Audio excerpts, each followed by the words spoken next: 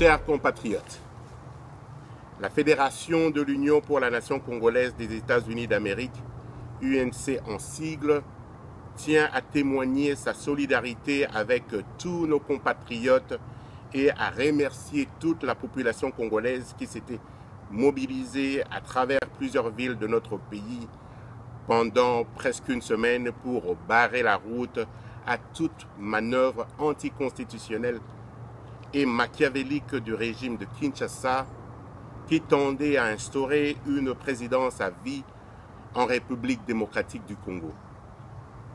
C'est le moment pour nous de saluer la présence de nos vaillants compatriotes tués par des balles réelles sans sommation préalable pendant toutes ces manifestations pourtant reconnues par les dispositions constitutionnelles et garanties aussi par les différents instruments internationaux relatifs aux droits politiques et civiques ratifiés pourtant par notre pays.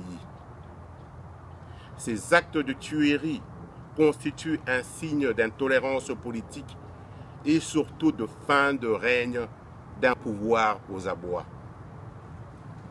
Tout en présentant nos condoléances à toutes les familles qui ont perdu les leurs, l'UNC considère ses compatriotes lâchement abattus comme des véritables héros de l'alternance politique.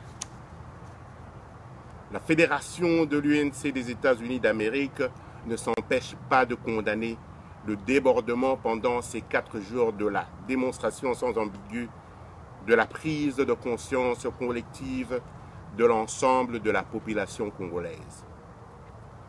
L'UNC-USA invite l'ensemble de la population à travers tout le pays et la diaspora congolaise de par le monde de demeurer vigilante et surtout prête à faire usage de l'article 64 de notre Constitution. Enfin, l'UNC-USA se félicite pour le rassemblement de tous les leaders congolais, chefs des partis politiques et responsables de la société civile, autour des vraies valeurs pour défendre la nation qui est en danger. Elle les invite tous à l'unité, à l'humilité et l'oubli de leurs ambitions personnelles. Que vive l'Union pour la nation congolaise, que vive la population congolaise et que Dieu bénisse la République démocratique du Congo. Pour l'UNC-USA, Didi Kaniki, secrétaire fédéral.